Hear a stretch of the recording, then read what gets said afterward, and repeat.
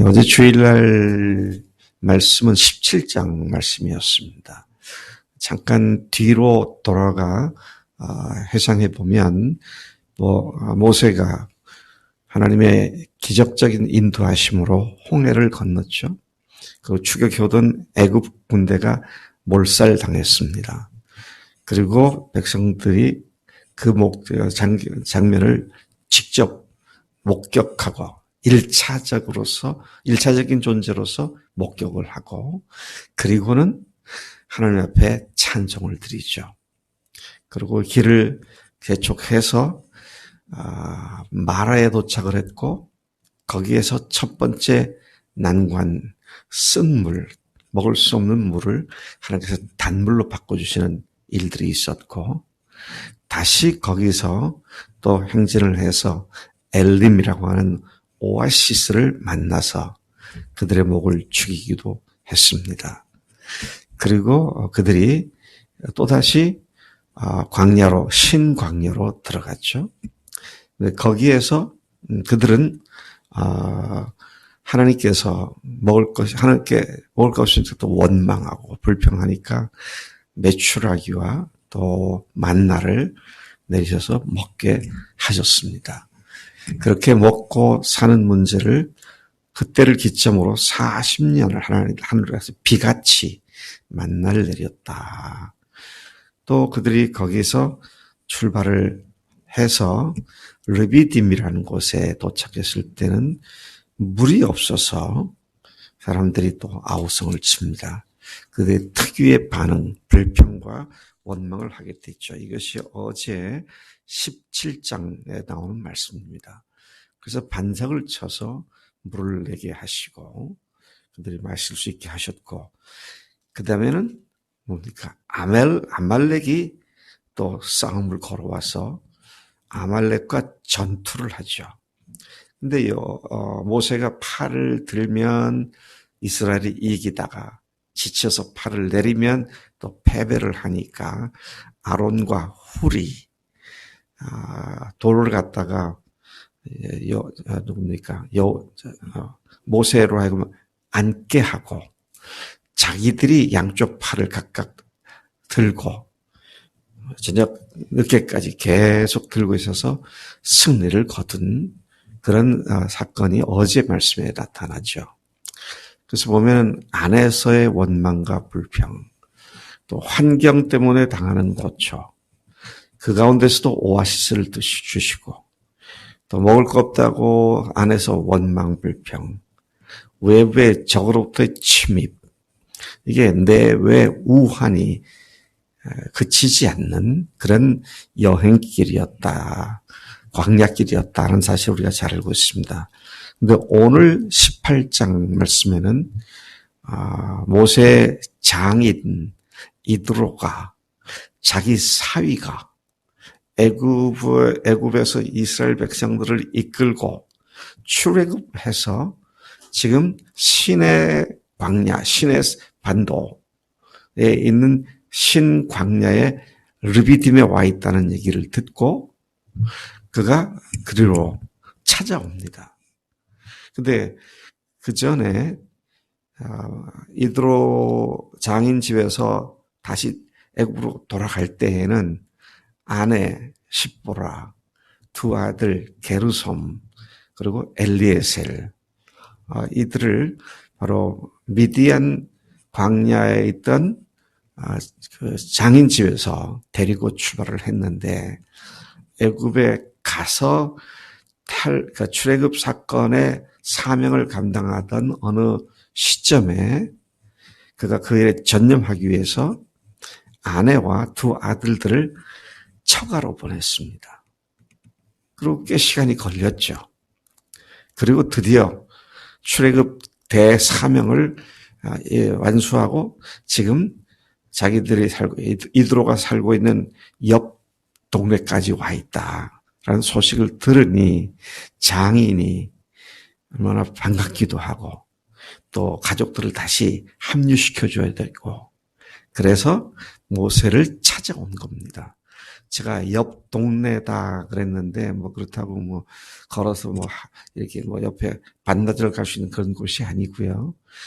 지금 모세는 시내 광야에 있습니다. 요즘 말하면 에집트의 수에즈 운하와 그다음에 이스라엘이 오늘 이스라엘 있는 그 팔레스타인 지역 그 사이에 밑으로 역삼각형 모양으로 삐쭉 이렇게 내려가 있는 반도가 시내 반도입니다. 근데 시내 반도 한 복판쯤에 지금 그가 와 있는데 미디안은 어디냐? 그러면 이 반도가 삐죽하게 밑으로 내려와 역삼각형 내려와 있잖아요. 그러면 홍해 말고 건너편 아라비아 쪽 바다가 있는 곳에 아라비아 반도가 큰 반도 아닙니까? 그곳의 서북쪽 끝부분에 있는 것이 미디안 광야입니다. 그러니까 아라비아에서 시내산으로 왔다 이런 얘기가 되는 것이죠. 그러나 거기에는 뭐 다른 어떤 적국도 없고 하니까 가족들을 돌려보내고 같이 데려온 것입니다. 오늘 말씀이 그거를 지금 기록하고 있는 것이죠. 가족을 다시 재회하는 그런 시간들이었습니다. 자, 그래서 우리 이 말씀들을 잘 보면은요, 1절부터 4절까지는 그러한 사실을 간략하게 먼저 언급을 하고 5절 이하에는 그렇게 돌아온 내용을 좀 더 자세하게 설명을 하고 있는 그런 내용입니다. 4절까지의 내용이 5절 이후에 반복된다. 좀 더 자세히 서술되었다. 그렇게 볼 수가 있습니다. 앞에 네 구절 1절부터 4절까지에 그렇게 가족을 데리고 모세를 방문한 것을 간략히 언급을 하고 5절부터 8절 또 9절 이하까지 쭉 보면 구체적인 상황을 상술해주고 있는 것을 보죠. 모세의 장인 이드로가 모세의 아들들, 두 아들들이죠. 두 아들들의 이름이 이정자매, 두 아들의 이름이 누구라고 그랬어요? 게르손과 엘리에셀, 두 아들을 가족을 데리고 그것으로 왔습니다. 그리고 그 모세가 하나님의 산에 진친 곳으로 찾아왔다. 하나님의 산 하면 우리가 신의 산으로 이해하고 있는데요. 자, 거기까지 온 겁니다. 6절에 모세의 장인 이드로는 사람을 보내어 전가를 했습니다. 우리가 네 장인 나 이드로가 네 아내와 그와 함께한 그의 두 아들과 더불어 네게 왔노라. 네 아내와 네 자식들을 데리고 왔다. 그렇게 사람을 보내서 전가를 한 것이죠. 그러니까 7절에 이에 모세가 나가서 그의 장인을 맞아 절하고 그에게 입맞추고 그들이 서로 문안하고 함께 장막에 들어갔다. 그랬습니다. 자, 이게 지금 200만의 유대인들이, 히브리인들이 살고 있는 진친 곳이잖아요. 그러니까 모세가 있는 곳과 제일 바깥쪽에 그 200만이 살고 있는 그 지역 맨 바깥쪽에 사는 사람과 꽤 거리가 있었을 것 같아요. 뭐 적어도 몇 시간은 걸어가야 할 정도로 큰 거리겠죠. 200만이 사는 동네라고 생각하면. 그러니까 그들이 모여있는 곳에 와가지고 그럼 그 사람들은 웬 알지 못하는 이방인들이 들어오니까 경계를 할 거 아니겠어요. 그러니까 나는 그대들의 리더인 모세의 장인일세. 이 사람이 모세의 부인이고 이 아이들이 모세의 아들일세. 가서 우리가 왔다고 좀 전하라고. 그렇게 지금 상황이 그런 거죠. 그러니까 이들이 가서 전원을 하니까 모세가 옛날 우리 군대 간 아들 돌아오면은 휴가 나오면은 했던 말처럼 버선발로 뛰어나가서 아버지를 장인을 맞아들이는 그런 그 장면을 연상케 하는 상봉입니다. 자, 그래서 함께 다시 장막으로 들어가서 8절 모세가 여호와께서 이스라엘을 위하여 바로와 애굽 사람에게 행하신 모든 일, 또 광야에서 그들이 당한 모든 고난, 그런데 그런 모든 상황에 어떻게 하나님께서 그들을 구원하셨는지 이 모든 그동안의 사연들을 다 장인에게 말을 하죠. 자, 그러니까 이제 9절부터 12절까지 장인의 반응이 나옵니다. 그 얘기를 들은 장인이 그렇게 말을 하죠. 모세의 말을 들은 장인 이드로가. 여러분 이게 지금 모세의 말을 들었다. 그냥 이렇게만 하고 있는데요. 우리가 요즘 하는 말로 말하면 모세의 뭘 들었어요? 네? 보고. 예. 우리가 자주 쓰는 말로 바꾸면 간증을 들었죠. 간증을 들었습니다. 그래서 제가 어제 말씀하다, 야, 간증이 이렇게 소중한 거구나. 또 그런 생각이 들더라고요. 자기들은 제가 간증할게 들어보세요. 그러면서 자기 그동안 있었던 바로로부터 10가지 재앙이 어떻게 내렸었고 6월절을 어떻게 하나님께서 그렇게 구원하셨고 홍해에서 하나님께서 얼마나 어마어마한 사건을 일으켰고 또 나왔더니 백성들이 원망하고 그럴 때 내가 이렇게 주님 앞에 배웠었 이렇게 하셨고 이렇게 해서 여기까지 왔습니다. 그러니까 장인이 그 얘기를 가만히 듣다가 9절 말씀에 보면은 기뻐하면서 하나님을 찬송하는 모습이 나옵니다. 모세로부터 그런 말을 들은 이드로는 여호와께서 이스라엘에게 큰 은혜를 베푸셔서 애굽 사람의 손에서 구원하심을 기뻐했다. 함께 기뻐해 주는 장인입니다. 근데 여러분, 아까 아말렉이 어제 공격을 해왔다 그랬는데요. 그들이 출애굽을 해서 올라오고 있다는 얘기를 듣는 나라들마다 야 기쁘다가 아니라 우리도 저렇게 되는 거 아니야? 다들 두려워 떠는데 장인은 와가지고 그 얘기를 듣고 너무 기뻐하잖아요. 야 이게 혈육이구나. 이게 혈족들이 하는 그 모습이구나. 참 이드로는 이스라엘 민족으로 말하면 이스라엘 민족은 아무 관계가 없습니다. 굳이 있다고 말하면 이스마엘의 후손일 것이라고 추측이 됩니다. 왜? 미디안에 이스마엘의 자식들이 정착한 동네가 다 거기거든요.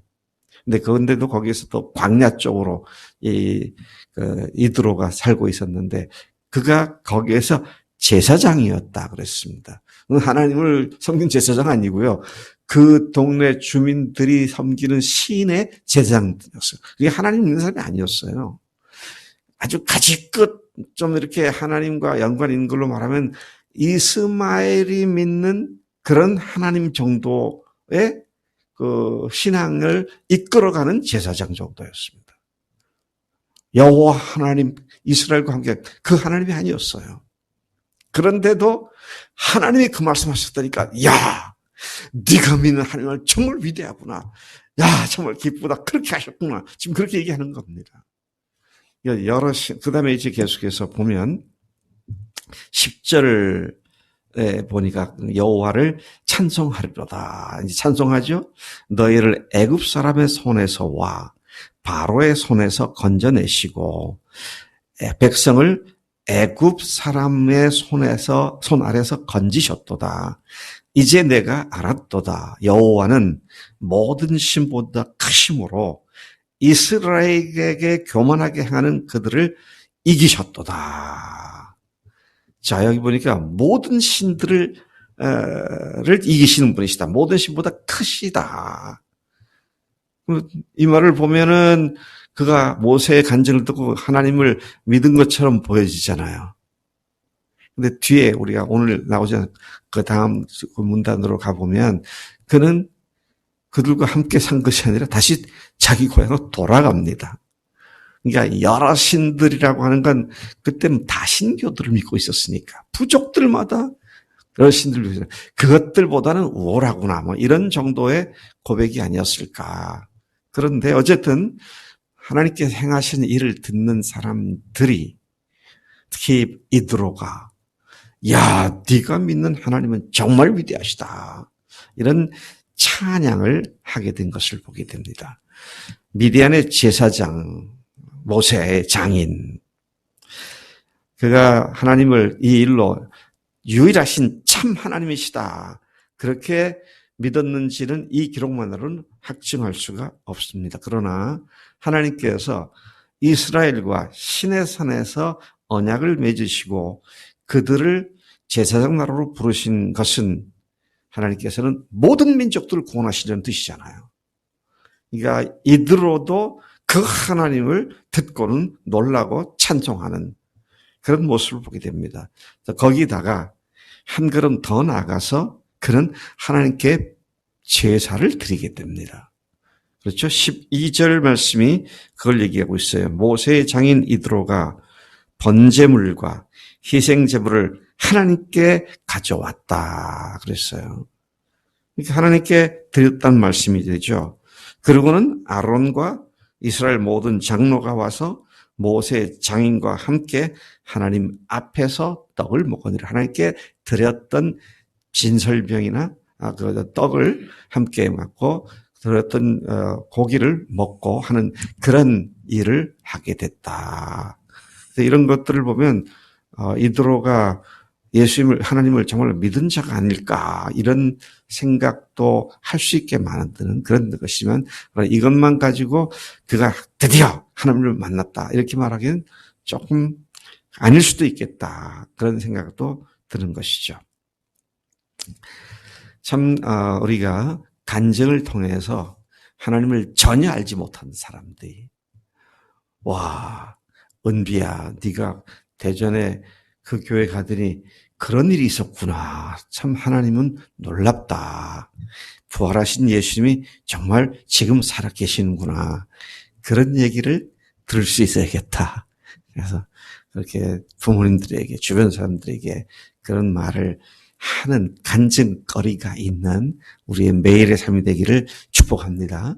하나님 아버지 감사합니다.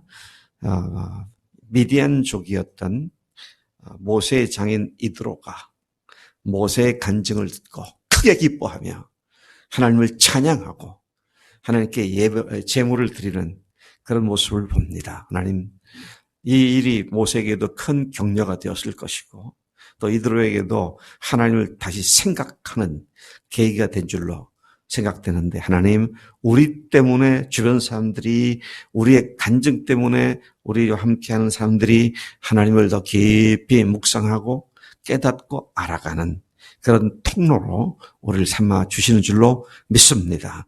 하나님, 우리 교인들이 이제 각 곳으로 고향으로 여러 곳으로 흩어져 갑니다. 그곳에서 간증이 있게 하시고 간증에 대한 반응들이 있도록 복 주시옵소서. 감사하고 예수님의 이름으로 기도드렸사옵나이다. 아멘. 아멘.